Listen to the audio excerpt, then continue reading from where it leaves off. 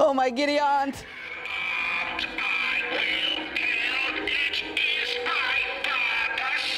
I will never surrender!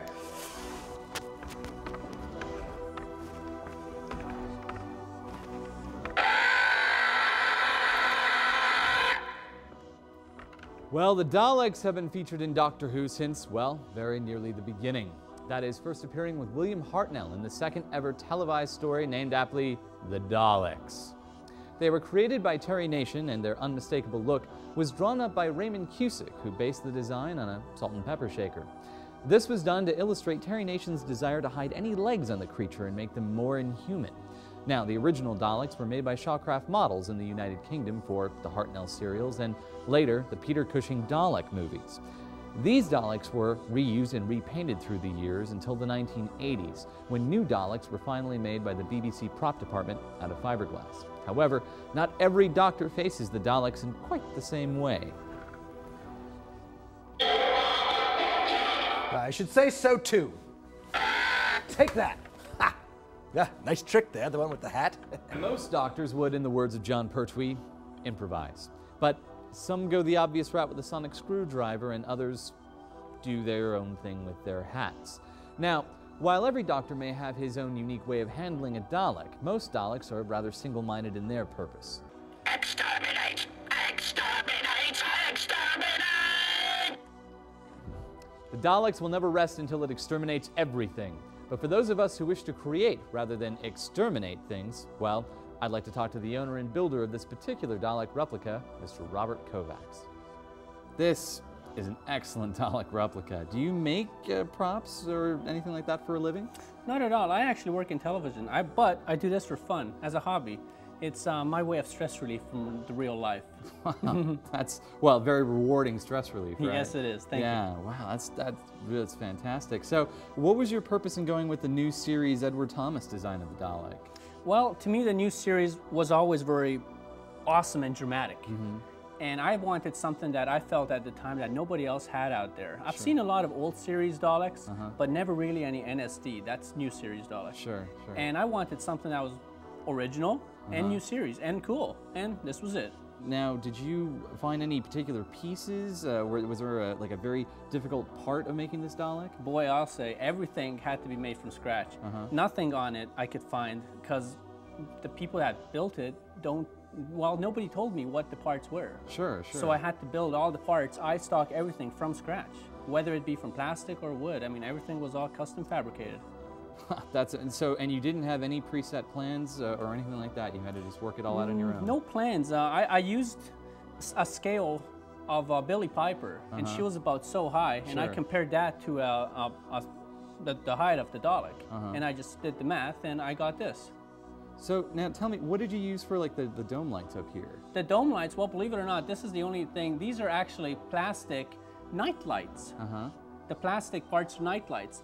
These are actually wood, which I custom made so it would look like the part. That's really, really cool. And this right here was actually from a dial for a faucet. I can see that now. That's so cool, because that's kind of like the thing they would have done in the old show, you know? Just trying to find... That's exactly what I felt. Ah, it's right in the spirit of the whole thing. So how did you do a deal with the voice then? How does the voice work? The voice is actually MP3 powered. Since I don't have a voice emulator that most people would expect to have, it's all MP3 powered. Oh? So there's a speaker inside it with an amplifier, right. And it's all MP3 powered. Very cool. So how long did it take to make this Dalek start to finish? I'd say the whole thing took about 3 months. Only 3 months? Yeah, I came home from work, worked on it for about 5 days, 5 hours a day, and did it again over and over and over. About 3 months. Okay, I have to ask, what is it like inside the Dalek? Is it like the BBC originals? It's a little cramped. It's a little cramped. You do have a very good view, because keep in mind, all this is open right here, so you can't see out. It's kind of dark inside, and it gets a little hot. Gotcha. To navigate, you actually have to navigate it while pushing the button for the MP3 player, while pushing the dome and the eyes. So you have to actually have to do four or five things at once. Yeah, it sounds like you're really busy in there. Yeah, you are. Yeah, you are. Wow. There's a little chair inside you can actually sit down. Can we take a look? Yeah, absolutely.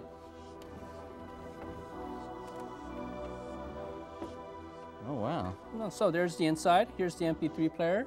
A little padded chair right here. Right. And it's all battery operated. Speaker system with an amplifier. Sure. And that's pretty much it. I mean, I tried to make it as comfortable as I can. Yeah, that's about it. Not too much. I don't suppose I should ask how much the Dalek weighs. You know, I don't know. I've never weighed it. I do need help to load it in the car, so if that gives you an idea. I can lift the top half, but the bottom half I do need help with. Gotcha. Now, of course, in the series, the actual mutated Khaled creature rests within this portion of the Dalek. It kind of runs it like a mini tank, so to speak. But in reality, like Robert described, you'd have an actor inside running the gun and the eyestalk and the plunger all together, and of course the dome lights in time with an actor off screen who would be doing the voice modulating and running the dialogue. But we're going to touch on this more later. Next up, we got a great... Hold on a second. You mean there's just a regular guy in there? It's not real? No mutants? No green blobs and polycorbide armor? No Dalekanium at all? No. Wonderful. You've just gone and ruined the magic for us. Thanks. Nice one, Bob. Well, don't worry. They'll get over it. Anyways, check out this next episode.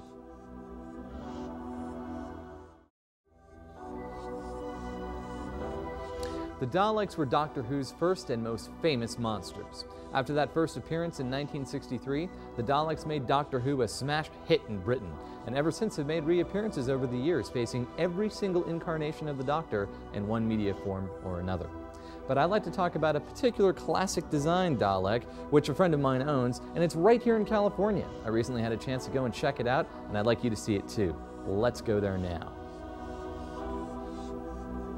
This particular version is based on the one seen in Genesis of the Daleks, widely considered one of the very best Doctor Who stories. But what is the Daleks' great appeal? Why have they endured for so long? I'm here to talk with the owner of this excellent fan replica to tell us more, Paul Salamoff. Paul, good to see you. Good to see you. I guess, looking at this Dalek, you must be a longtime Doctor Who fan. When did you first see this series, and who's your favorite Doctor?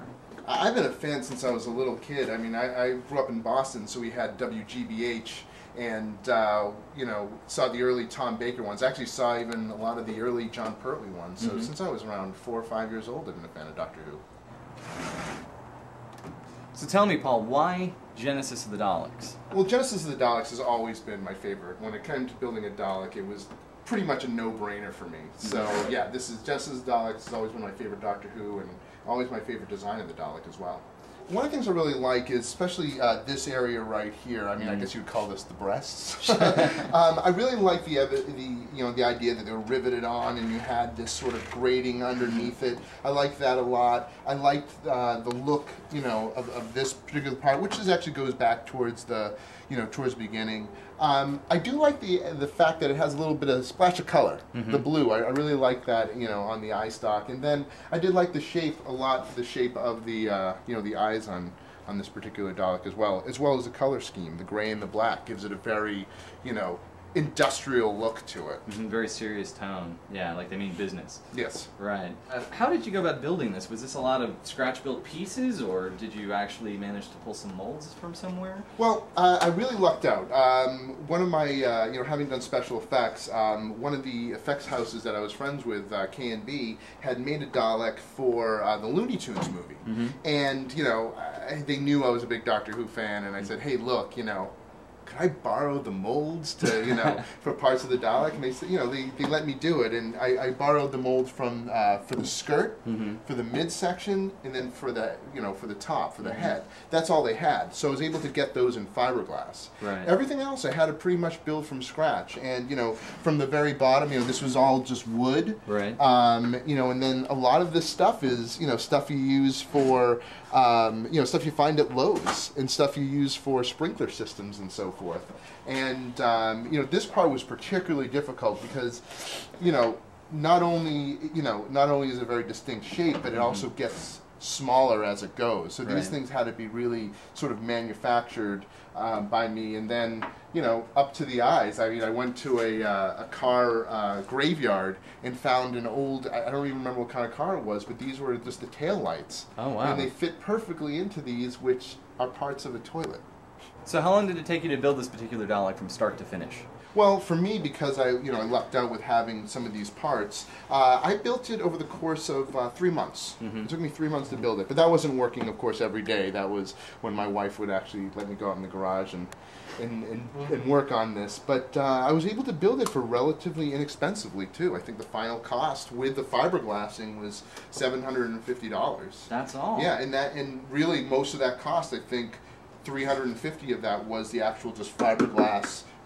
Paying this company to fiberglass these parts for me. And that's what you would consider the most difficult aspect, the fiberglass pieces that you had to have made? Yeah, well, I would say they were, specifically this portion, if I had to build this from scratch, I think it would have taken me a lot longer. Sure. So I was just lucky to have that, have that head start, as it were. So do you have any parting advice for, potential Dalek builders out there?